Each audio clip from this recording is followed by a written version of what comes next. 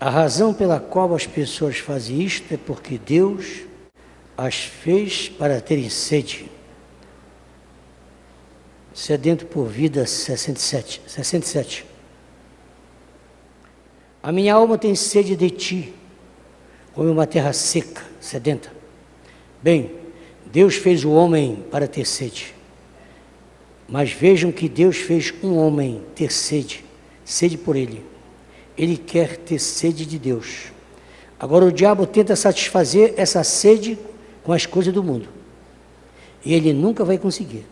Agora, se ele pudesse te pegar e fazê-lo ter sede pela dança, fazê-lo ter sede pela televisão e rock and roll e todas essas outras coisas pecaminosas.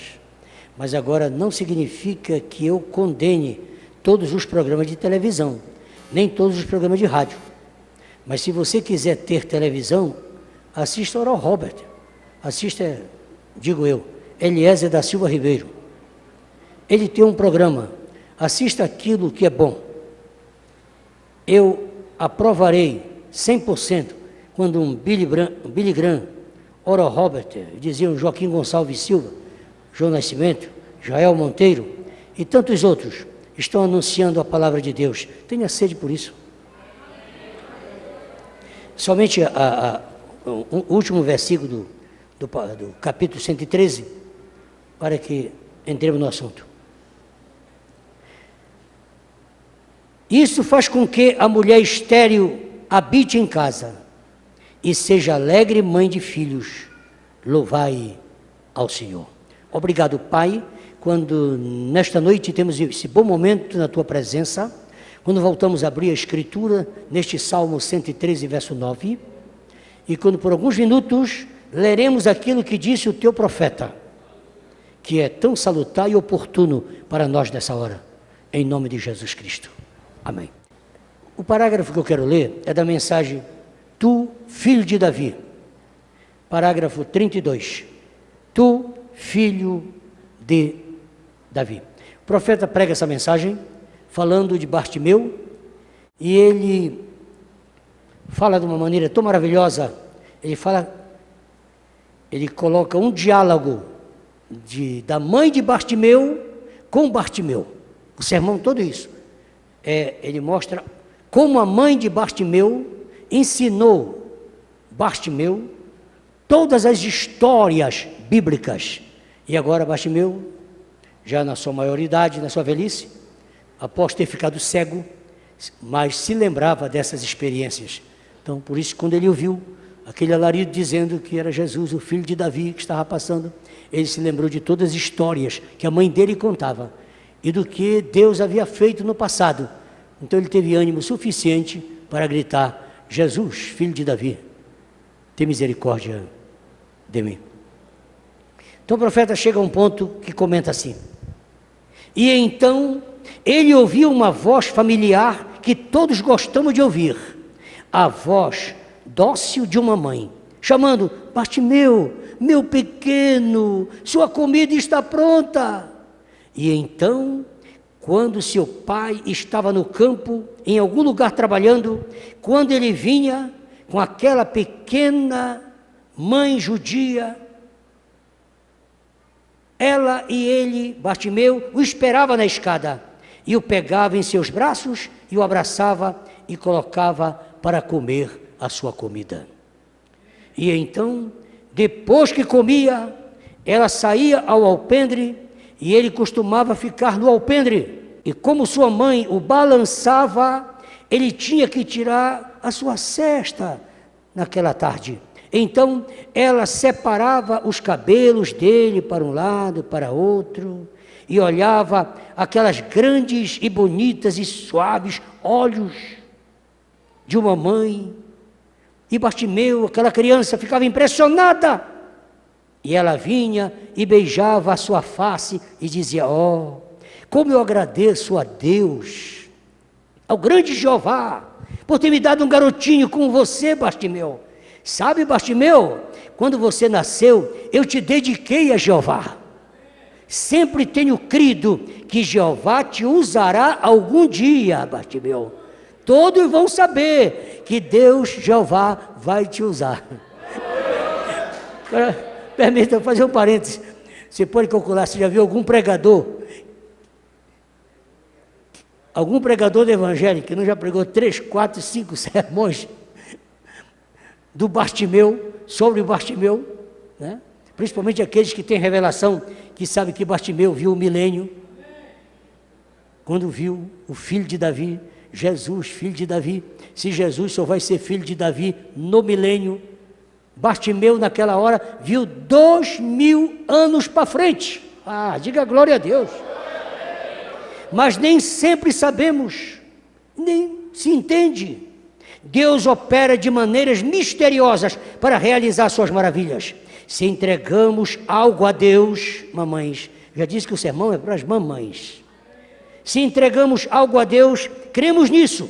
Seja nossos filhos, seja o que for, vamos crer que Deus responderá essa oração. Hoje, antes de eu sair, o telefone tocava, e tocava constantemente.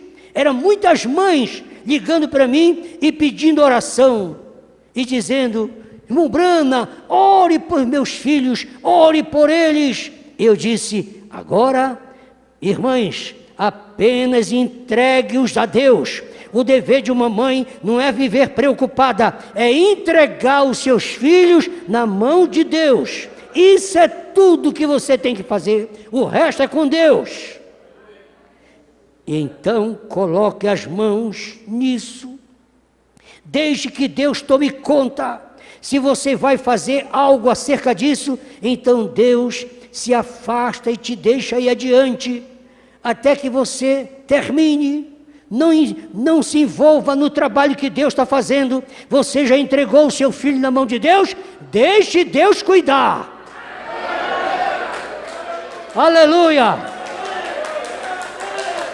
Mas quando você entrega isso a Deus, Ele permite tomar isso em suas mãos, então Ele o fará. Você apenas creia nele, afaste-se e deixe isso quieto. Não se apresse, não seja apressada, não seja apressado. Aí é onde a graça é imputada por justiça, porque você crê que Deus fará.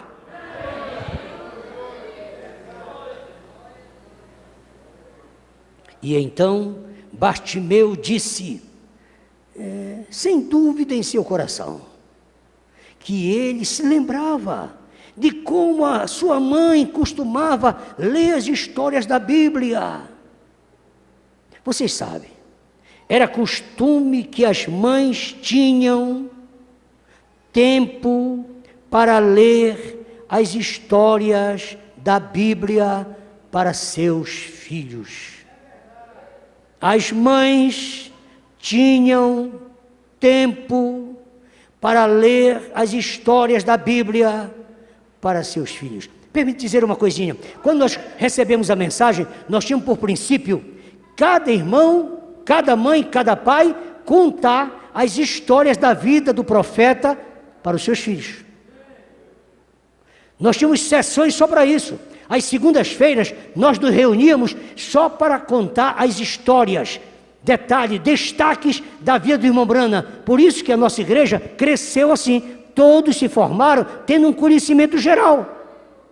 Perguntemos hoje, nós estamos contando as histórias, isto é, você apanha a mensagem, você mamãe, lê a mensagem, vê aqueles destaques daquela história da vida do profeta e conta para os seus filhos?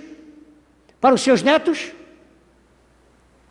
Calma, eu não estou me lembrando. Então comecemos hoje.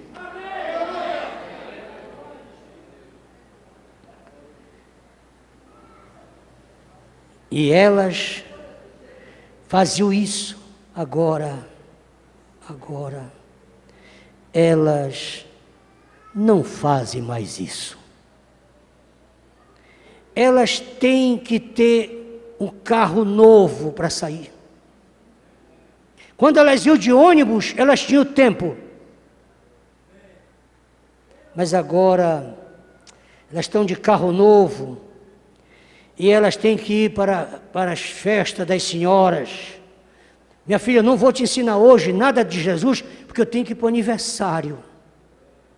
Hoje eu tenho um tal de baby chá, eu tenho um chá de panela. Olha, filhinho, eu só não vou te ensinar isso, porque hoje eu tenho que ir para um casamento. A mamãe vai sair agora, vai passar a tarde no salão. Vem de lá, parece uma besta de frente do Maranhão, toda enfeitada. Fica irreconhecível, é tanto pó na cara. É dito pelos pregadores que antigamente as mães colocavam a cara no pó. Agora não tem mais tempo, agora elas colocam pó na cara. Fico irreconhecível. Irreconhecido. Dia de festa, de aniversário e de casamento, tem mulheres que a gente não conhece. Mas corta essa parte para lá. Por favor, vamos ficar só com a mensagem. E as mães, antigamente, tinham que carregar sua água lá da fonte e fervê-la do lado de fora da casa, no fogão de lenha. Lembro-me de minha própria mãe, que tinha um grande velho caldeirão de ferro, e ela lavava roupas ao ar livre, e ela tinha mais tempo do que muitas mães modernas que apenas apertam num botão. Elas hoje apenas apertam num botão, mas não tem tempo mais para ler a Bíblia e para ensinar essas histórias aos filhos. Mas eu não acho que nossas conveniências modernas tenham que nos levar a algum lugar como esse. E o que tem feito é nos tornar preguiçosos, mães preguiçosas, terríveis. E isso está matando-nos com problemas cardíacos e tudo mais. Claro que ela não dorme. Antigamente ela passava a noite toda balançando a criança, agora a noite toda no demônio, do telemóvel, do WhatsApp. Sai disso! Mamãe, sai disso! Pega a Bíblia, pega a mensagem e lê para os teus filhinhos.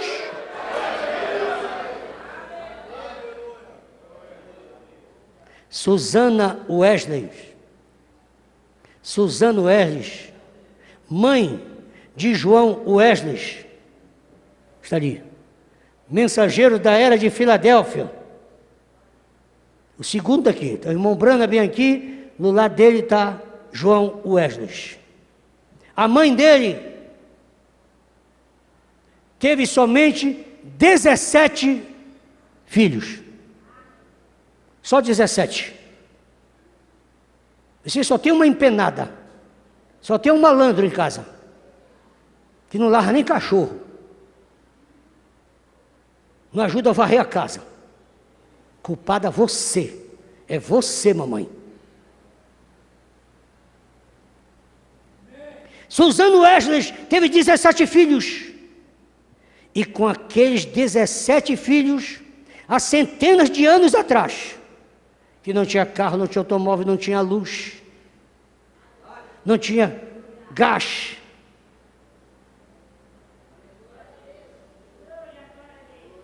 Ela podia ainda tomar 2 a 3 horas por dia de sua agenda lotada para ler o Evangelho e orar com seus filhos. Vamos aplaudir a Jesus.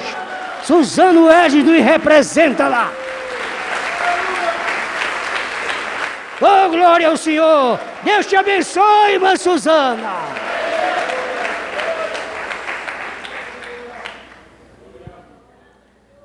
O que aconteceu? Ela teve um João Wesley, teve um Charles Wesley. Eu já estive na sepultura deles, lá em Londres. Não tem como a gente não se emocionar com aqueles personagens. Estive na tribuna de João Wesley, 3,30 metros de altura, subi naquela tribuna, fiquei lá de cima. Ninguém entendia o que eu falava lá, mas só eu sei o que eu falava. Preguei, orei, até o segurança mandar eu descer de lá. Eles transformaram o mundo com as suas mensagens. Susana Wesley, diz o profeta, eu estive na sua sepultura, coloquei a minha mão sobre a sepultura e disse, Deus, dê à América, eu digo, dê ao Brasil, algumas mães assim, isto é correto. Ela gerou Charles, gerou João Wesley. Charles deu ao mundo alguns dos seus melhores hinos evangélicos. Ninguém compôs tanto como Charles Wesley, porque a mãe orava. João Wesley chegou ao ponto de pregar somente 3 sermões. João Wesley chegou a pregar 3 sermões por dia. Todo dia tinha que pregar 3. É dito que ele pregava todo ano 800 sermões. E numa das suas caminhadas a cavalo, não tinha carro, não tinha avião, a cavalo. O seu cavalo precipitou-se, caiu e quebrou a perna. E o profeta de Deus diz, eu parece que vejo aquilo. Ele desceu do seu cavalo, disse que eu posso fazer Deus, eu tenho que chegar ao destinatário, e o cavalo quebrou a perna, eu já preguei 2 sermões, eu tenho que pregar o 3º, só me resta ungir esse cavalo. Oxalá que você seja um bom cavalo, mas peça a unção, em vez de ficar na fila do médico, ou na porta do INPS, por favor, porque eu não estou armado aqui.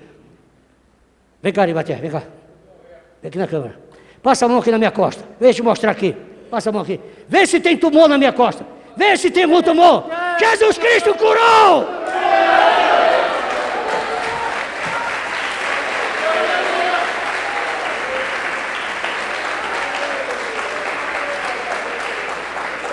Eu ia trazer porque eu estou com encaminhamento aqui, que recebi para fazer essa cirurgia. Eu não podia tocar a camisa. Era como se fosse uma pequena laranja que estava se formando aqui atrás. E eu fui vestir a camisa agora antes de viajar para Boa Vista.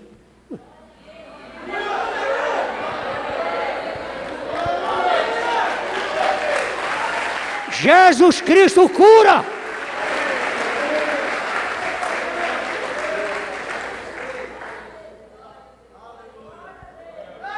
Ele disse, não me resta outra coisa. Pegou o seu lenço, molhou no óleo e amarrou naquela fratura exposta do seu cavalo. Disse, companheiro, você é meu ajudante, você é meu diácono, não tem ninguém comigo, é só nós 2. Você tem que me ajudar, eu tenho que viajar. Amarrou a perna do cavalo, disse, eu vou montar e você vai andando devagar. Aí, mas vamos bem. Montou e o cavalo...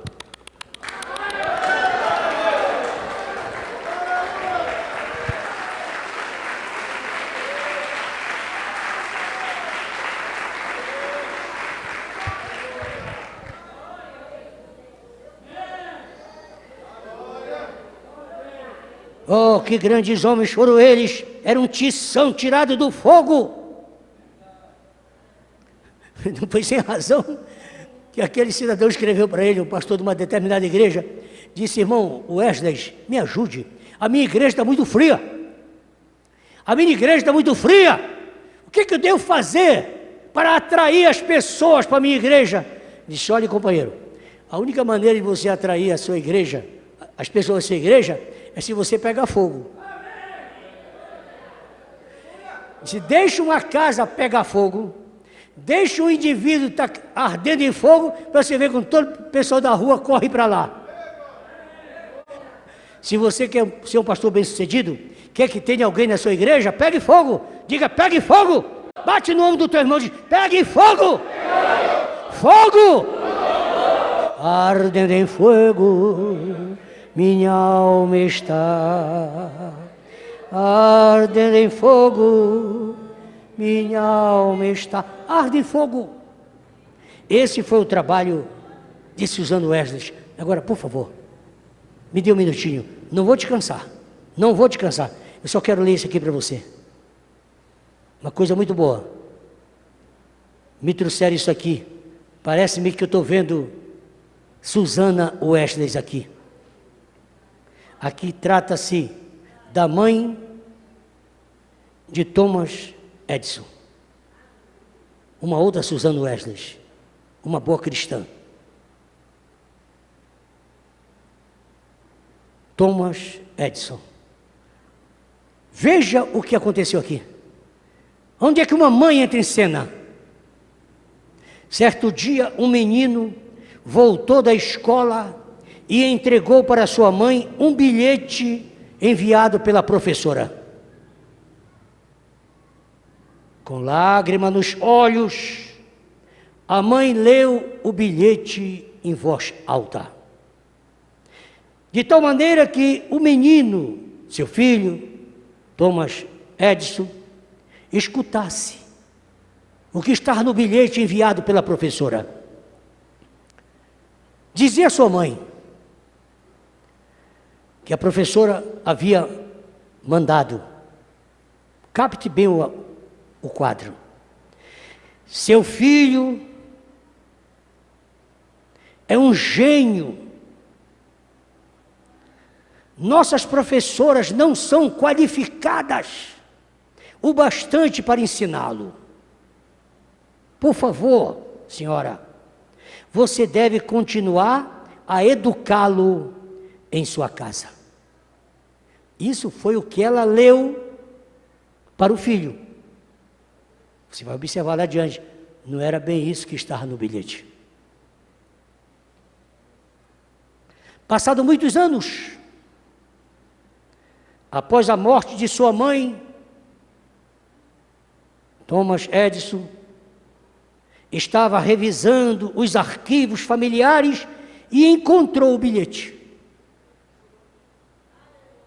O abriu e leu o seguinte, o que realmente estava no bilhete: senhora, seu filho é um retardado mental.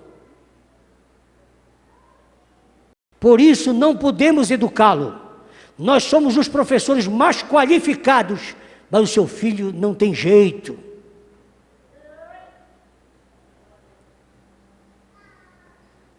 Ele não tem condição de viver em nossa escola junto com outros meninos.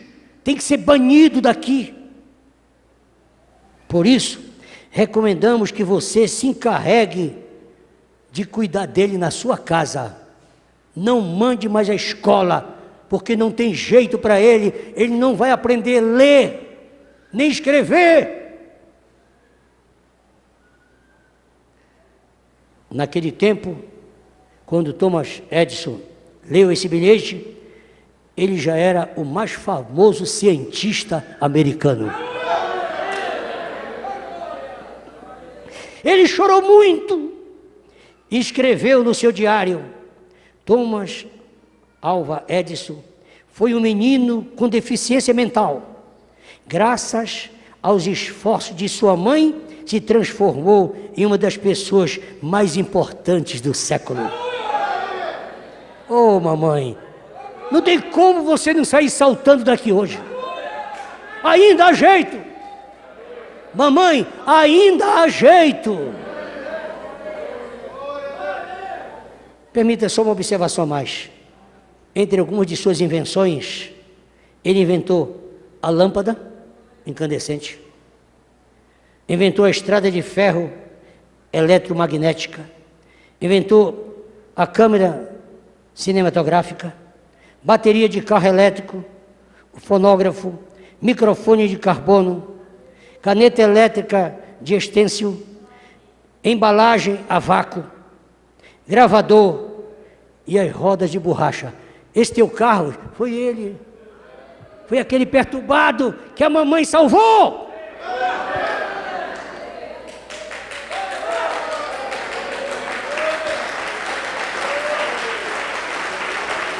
Tem lugar para as mães, sim. Toda mãe tem ministério. Toda mãe é uma ministra. Agora, mas hoje, com todas as nossas conveniências modernas, ao invés de ler a Bíblia para os filhos, sabe o que as mães fazem? Diz o profeta: elas ligam a televisão. e colocam as crianças para ver desenho. E permite que elas assim assistam a algo que nem mesmo eles deveriam olhar. Como disse aquele famoso cientista russo, inventor da televisão, ele disse: é muito duro isso. O que fizeram com o brinquedo que eu criei para os meus netinhos? Ele criou a televisão, na verdade, como entretenimento para as criancinhas. E Hollywood pegou a televisão, fez isso que vocês têm conhecimento. Agora, isto é correto, meus irmãos. E outra coisa, lhe damos demais gibis, muitos livrinhos de história. Se fosse hoje, ele dizia celular, telemóvel, que nos seus dias não tinha. E essas coisas todas que são tiradas da prateleira de alguma tenda, eles vão passando pela rua, tudo que encontram, coisas que não deveriam ser vendidos, mas eles tiram dessas gavetas coisas sem nenhum valor e dão para os seus filhos. E contudo, enfiamos esse tipo de coisas garganta abaixo e nossos filhos estão morrendo porque as mães estão envenenando-os. A Bíblia é um livro que deve ser guardado. E quando o ministro vem, eles deveriam ter para ler, mas sabe o que fazem? Quando chega o diácono ou o pastor na casa, eles correm para tirar a poeira de cima da Bíblia. E o colocam assim, um livro jamais lido. O que precisamos hoje é de algumas velhas mães antiquadas, que levem seus filhos de volta à oração. Este é o melhor remédio que conheço para curar a delinquência juvenil. Isto é correto, são mães boas e honestas. Se recorda aquela historinha que eu contei para você recentemente? Do que o garoto disse para a mamãe: mamãe, que livro é esse? Que livro é esse aqui em casa? Meu filho, isso é a Bíblia? Isso é a palavra de Deus, meu filho. E de onde veio isso? Meu filho, isso veio do céu. Foi Deus que mandou do céu para nós isso, para nos ensinar. Ah, que coisa, mamãe. Voar catita para todo lado, sapinho, gia. Mamãe, não é melhor a gente mandar para o céu de volta e a gente não usa aqui em casa? Não sai nem um aleluia agora, né? Na verdade, isso deve nos deixar vermelho. Quando chegar na tua casa, passa a mão em cima da tua Bíblia. Passa a mão naquela estante de mensagens. Vê como está aquelas mensagens que tu lia, tanto te inspirava, sentia tanto gozo. Vê como é que elas estão.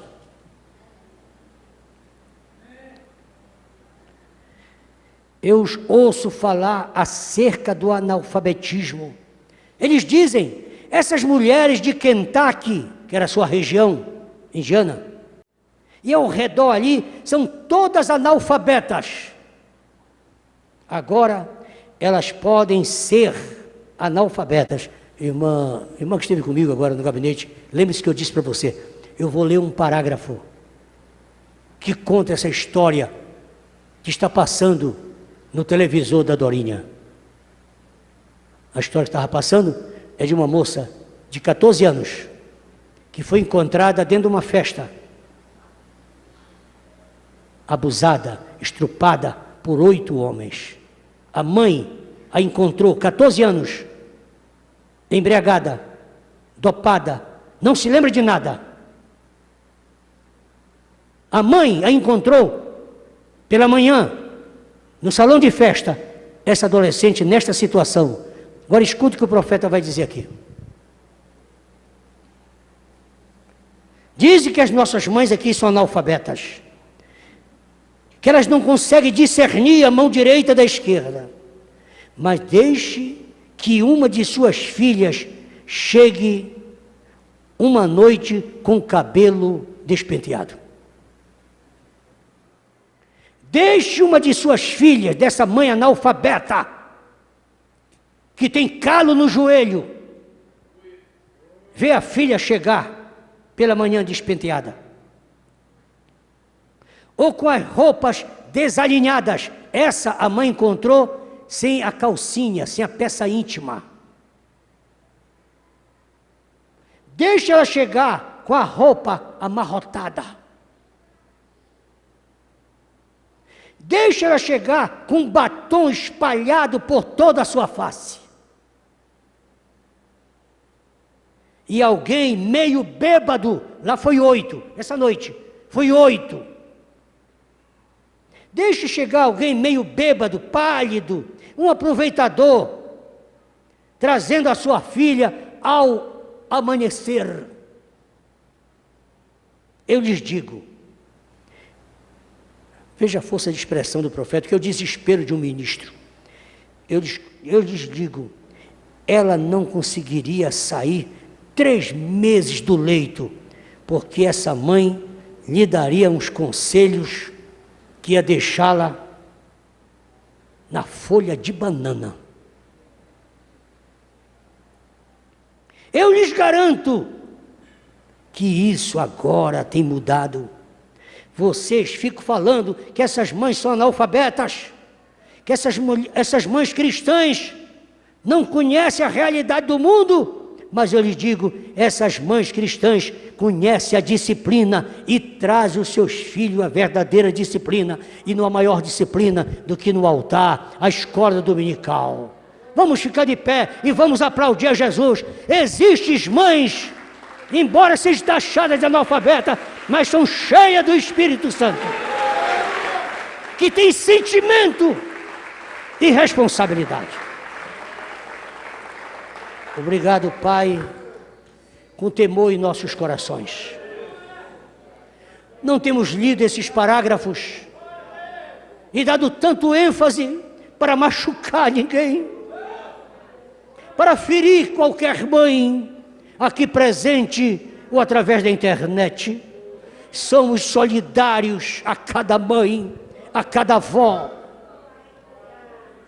mas reconhecemos que precisamos de um batismo do Espírito Santo para colocar nossa casa em ordem.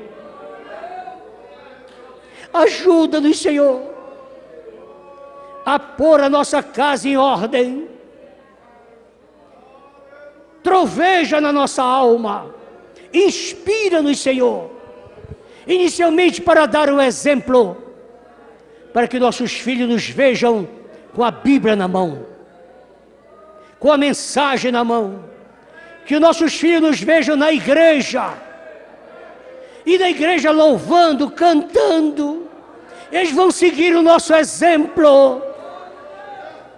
Deus nos batiza com batismo de segurança, com batismo de responsabilidade, com batismo de paternidade, de maternidade. Homens e mulheres, pais e mães, que assumamos esse ministério de cuidar da nossa prole. É a nossa igreja, é a herança do Senhor que está em nossas mãos, a coroa que o Senhor tem nos dado com uma voz. Recebe, portanto, a nossa adoração, leva-nos em paz, guardado no teu amor. Dá-nos uma noite tranquila, um sono reparador. Vivifica isso no coração de cada jovem, para a glória do Senhor Jesus Cristo. E a graça do Senhor Jesus Cristo, o amor de Deus e a comunhão do Espírito Santo permaneçam nessas vidas, hoje para todo sempre.